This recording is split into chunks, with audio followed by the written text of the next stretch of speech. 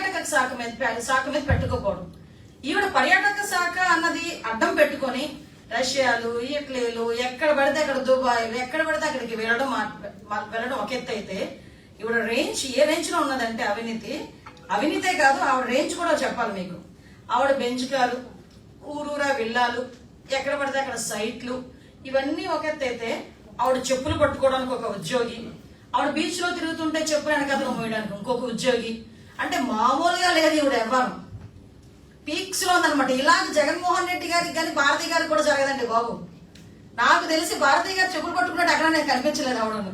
Even Jaganmohan Reddy గారు చెప్పులు పట్టుకున్నట్టుగా వాళ్ళ ఉద్యోగం ఎవడో ఎక్కడ కనిపించలేదు. బట్ రోజారెడ్డి గారు చెప్పులు పట్టుకోవడానికి మాత్రం ఒక ఉద్యోగి ఈ రోజు మనకి రెడీ అయ్యాడు.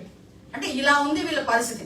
వీటితో పాటు ఇప్పుడు చూస్తే వీళ్ళ తాలూకా గ్రావెల్ పనులు కానీ, గ్రావెల్ అమ్మకాలు కానీ, అదేవిధంగా క్వారీ అమ్మకాలు కానీ. ఆఖరికి ఇంకో విషయం చెప్పనా, ఇవిడ ఏం చేస్తుందో తెలుసా, నేను అడిగితే నిజంగా మర్చిపోయింది, ఇలా కూడా సంపాదించొచ్చా అనిపించింది. ఆర్టీఓ ఆఫీస్ ని, ఎంఆర్ఓ ఆఫీసుల్ని, సబ్ రిజిస్ట్రార్ ఆఫీసుల్ని ఒక్కొక్కరికి అప్పచెప్పి ఆవిడే క్రియేట్ చేస్తుంది ప్రాబ్లం.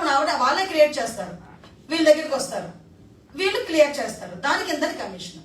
అంటే నగరి ప్రజలు అడుగు తీసి అడుగేయాలంటే ఆర్ ట్యాక్స్ కట్టకుండా వాళ్ళు అడుగు తీసి అడుగేయలేకపోతున్నారు. అది ఈ రోజు ఆవిడ పరిస్థితి.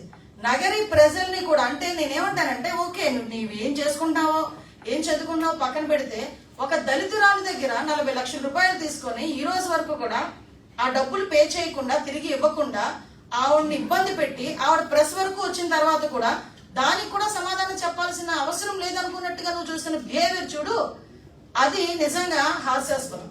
ఎందుకంటే ఎవరి మీద ఏదైనా ఒక ఆరోపణ వచ్చింది అంటే, ఆ ఆరోపణ నిజమా అబద్ధమా, లేకపోతే మీరు చూసుకోండి, మీరు ఎంక్వైరీ చేసుకోండి అని ఏదో ఒక రకంగా బయటకు వచ్చి ఒక మాట మాట్లాడే పరిస్థితి ఉంటది.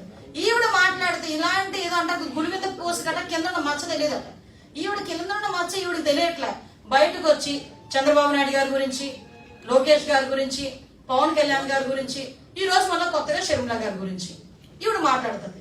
అదే రాష్ట్రంలో ఇంతమంది అమ్మాయిల అక్రమ రవాణా జరుగుతోందని సాక్షాత్తు నేషనల్ క్రైమ్ రిపోర్ట్ ప్రకారం వచ్చిన డేటా చూసి ఈ రోజు వరకు స్పందించదే.